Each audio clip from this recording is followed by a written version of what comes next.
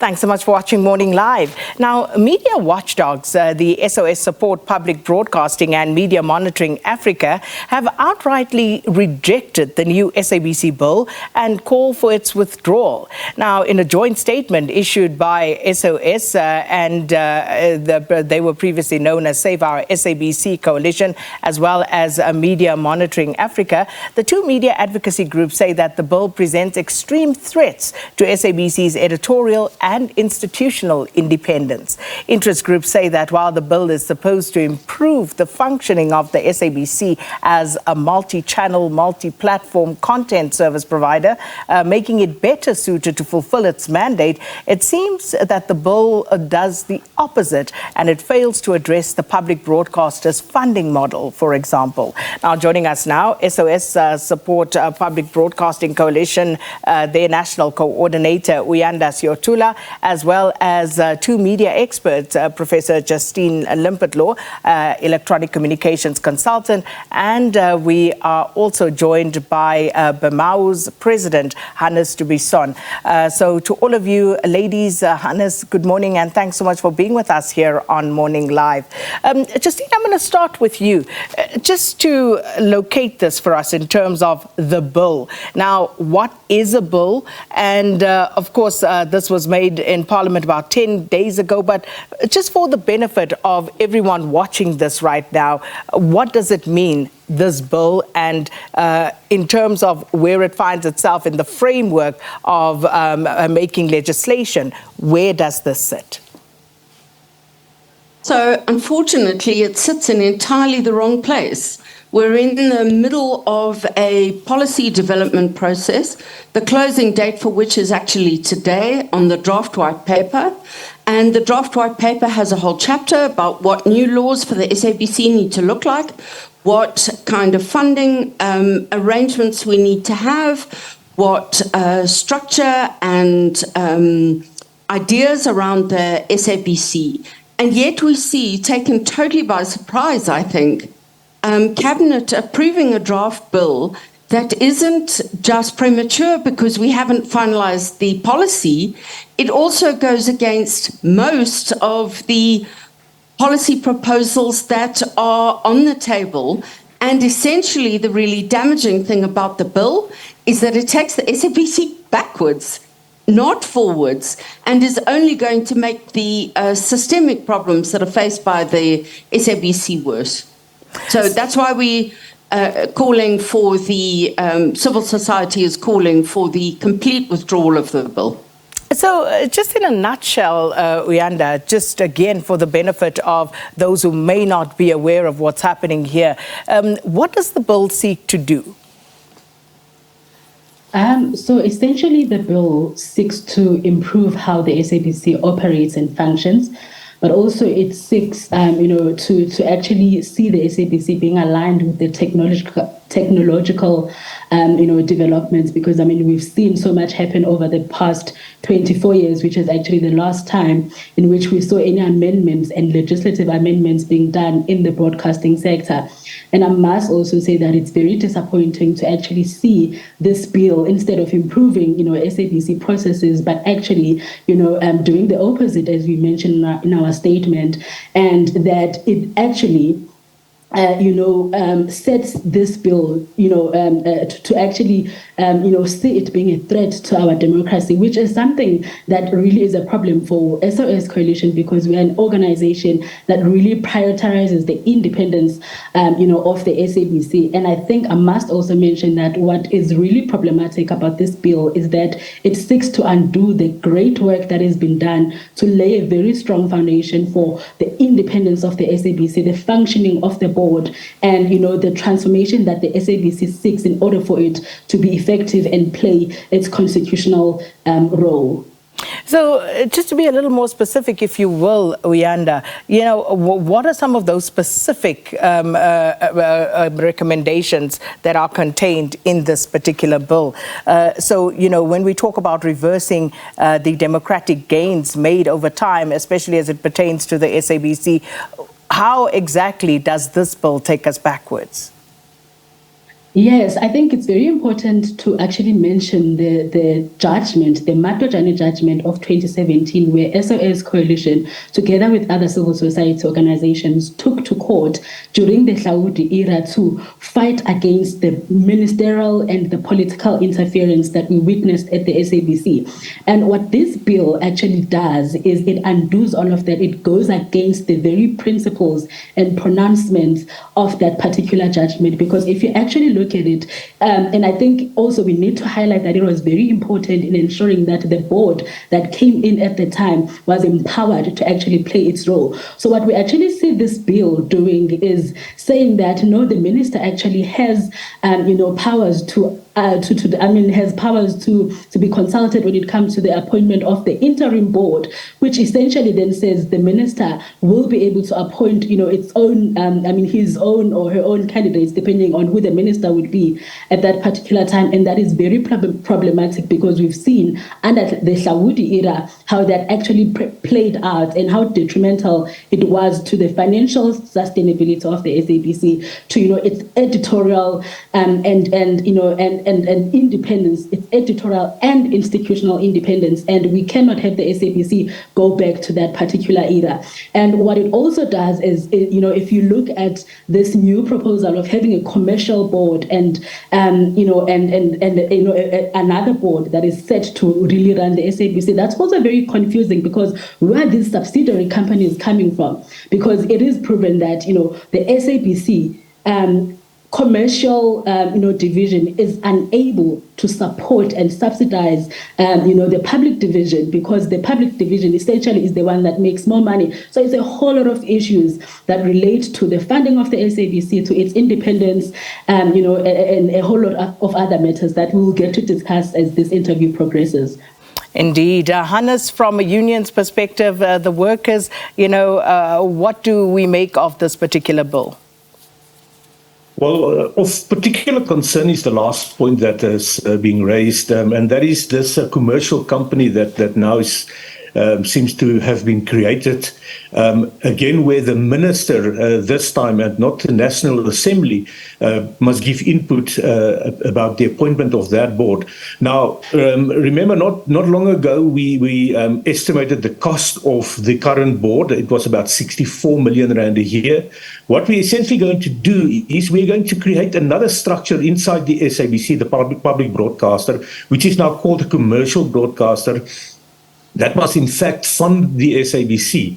Now, the SABC board is going to appoint that board with consultation with the minister. So we're going to have another board. We're going to have another group of executives. We don't know if that commercial company is going to use the SABC's equipment, infrastructure, resources. If not, that means that that company must be set up with a massive lot of investment in capital, in machines, in broadcasting equipment, and we are going to double the cost for the SABC in terms of its board and structure. So that if one makes that calculation, it's 64 million rand times 2, whilst all of this has been done inside the SABC by just running 2 separate processes. So that is of concern to us, is how is the SABC not at this point in time is able to run financially properly? How will it ever run properly if we are going to double the cost of the board and the executives? So I would imagine that all of you applied your minds to this in terms of, why this particular bill has come to the fore at this time. And I'd love to hear you on that, Justine. If we look at the SABC with the resources it has, with the footprint that it has always been and will continue to be contested terrain.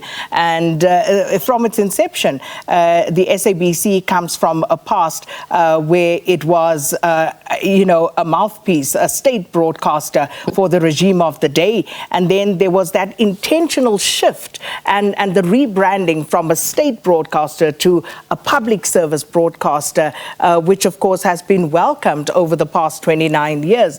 So why does it seem as though we're moving backwards? And if I can also just throw in there, if we look at the fact that the funding from government as it stands is only 3%.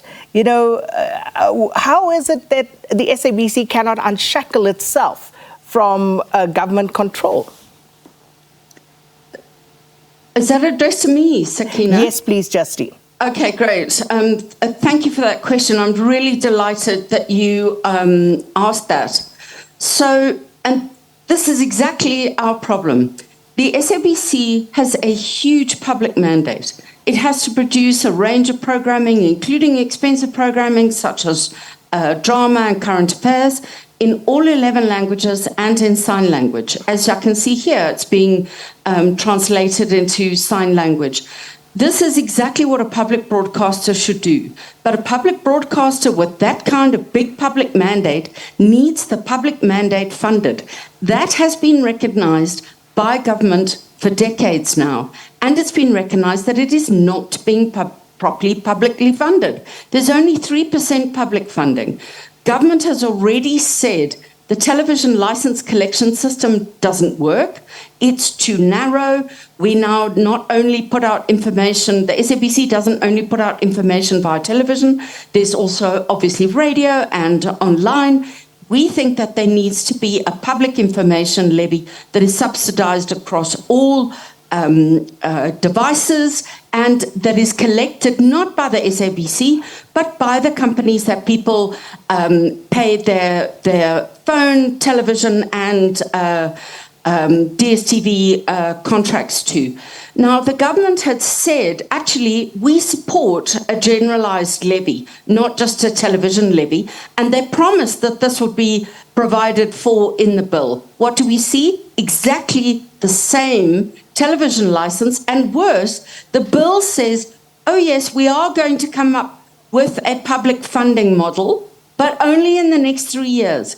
We all know, Sakina, you must know from working at the SABC how desperately thin the resources are on the ground to do the public information job that you need to do. And the most cynical aspect of this is that essentially the SABC as a commercial broadcast has to rely on advertising for 80% of its money, but with a huge public mandate. It is impossible. It is structurally impossible. And I just want to quote government's own policy here. The idea of a commercial division cross-subsidizing the public division has been a policy failure since inception. It is impractical and expensive to have two separate divisions. And as Hannes very correctly said, we're not just having two separate divisions now, we are having two separate companies. This is set up to fail. And you ask why? And it's a very good question. I think there are two reasons. One, I think that the minister is government is sick of SOEs failing. They want to be able to do something to show something, a bill's been passed. But what kind of bill if it takes us backwards? This is going to be a disaster. And frankly, we think that Parliament will recognise that it's going to be a disaster. And we are trusting Parliament to do the right thing by South Africa's people and send this very badly designed bill back to Parliament.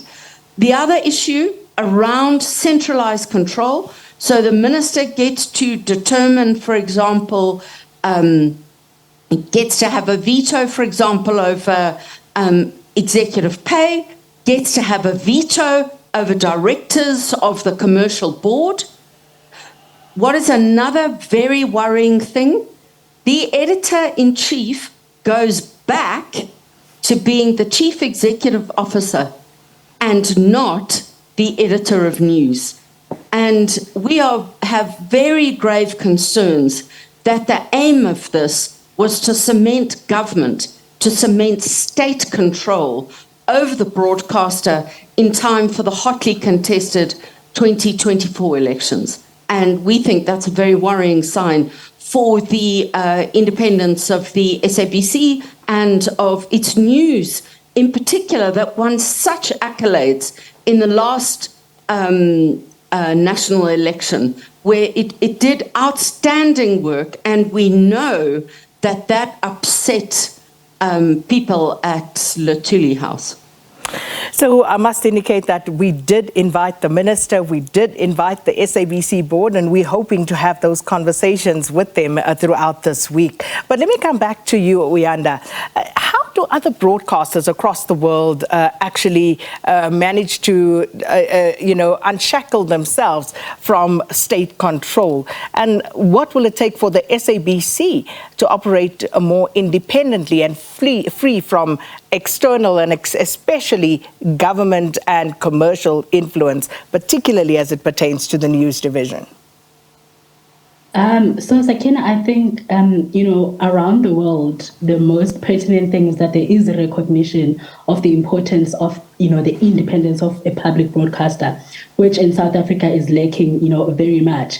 And I think what is also very important, if you check, especially in Europe, is that there are, advanced funding models that are in place, which essentially ensure that public broadcasters are able to be sufficient on their own, and which is also something that is lacking in South Africa. And I think in order for the SABC to get to a point where really as a public broadcaster it is able to play its role and really entrench the democratic principles in South Africa, it is important for our government to shift that mentality to want to control the SABC and to want to really influence processes and procedures within the SABC, because essentially that's really taking the SABC back to being a state broadcaster, which is something that was overcome many years ago, and we cannot have the SABC really go back to that particular state. And there is a need, and what's also lacking in South Africa, Sakina, I think there's research that's not being done to actually really look at how other public broadcasters around the world are funding their institutions, because if you look at the recent bill, for instance, that's been passed, it is absolutely at odds with majority of processes and provisions that we see in other in other acts that actually direct and underpin the broadcasting sectors across the world. And I think there's a massive lack here in terms of research to ensure that public broadcasters and public broadcasting in South Africa really subscribes to really high standards that are observed internationally as well. Hannes, as far as the workers are concerned, I mean, how do they express their concern about this particular bill and what it proposes? Well, mainly the concern about, creating more financial burdens for the SABC. There's also concern about the fact that one can clearly see that this bill has been rushed through. There are sections in the bill that refers to subsections that's completely incorrect. Some are not there. It, for instance, refers to some broadcasting policies, what then refers to as SABC policies. Now, we know that there is a massive distinction between normal SABC human resource policies and broadcast policies, and that is not clear in the Act. If one reads the Act as a layman, as a person not involved at the SABC, one would think that those are the only policies at the SABC. So there is concern, and in particular, the issue of the funding model is there is a concern that there's quite a lot of people employed in the television license department. In fact, Sakina, there was a problem with the funding model. Now, if we go a few years back, the late Peter McClary, with the same act, the same Broadcasting Act, for the time that he was involved at the SABC as an astute business person, the SABC posted profit, so it can be done. It can be done. If the SABC just collect TV license money that is outstanding, the 1.1 billion rand deficit that it has posted now would have been completely eradicated. But yes, there is a recognition that There are other means in which people receive their broadcasting signals. We're of the view that whether the government collects that money or the SABC collects that money, it makes no difference. The only fact is that the SABC can also collect that money, even if you then, and I heard Justine about the suggestion that those service provider must actually collect that levy, which is not a bad idea because that would surely put a burden on them in terms of the law. But if we are going to go to a model where SARS is going to collect as part of tax TV license money, or at least in a broadcasting fee, that is destined to fail, because we know what the situation is about tax. We know about the tax evasion rate. So it's not going to solve the problem. At some point in time, we made a suggestion that the cell phone service providers pay 1% of their profit to the SABC, because that is the main way where people these days receive information, is via their cell phones and via streaming. Then that would properly fund a public broadcaster. But the fact of the matter is, as has been said, that this bill is not been thought through properly. The actual problem was only the funding model, and to an extent the way that the SABC operates, because we are now in a streaming and an online environment, whilst at the time of the Broadcasting Act that was not even remotely something that one could envisage. But we support the notion that this bill must be withdrawn completely, and that there must be proper consultation being done, especially with broadcasting experts, which include ourselves and our members being in the SABC, working for the SABC, and being experts in how these things should be done, not some foreign thing that has been dumped on us. Well, those views very clear. Thank you so much to our guests this morning. And as I said, we have extended invitations to the SABC board as well as to the minister, and hopefully we'll get their views as well. But thank you so much, SOS, Support Public Broadcasting Coalition National Coordinator Uyanda Siyotula. Also with us this morning, media expert Professor Justine Limpitlaw, and we have from BEMAWU President Buisson, and they were discussing with us the SABC Bill, which intends to repeal the 1999 Broadcasting Act. But as you heard from our guests, it seems to be regressive and doesn't actually address the core issues that need addressing. Let us know your thoughts as well as we go to a break.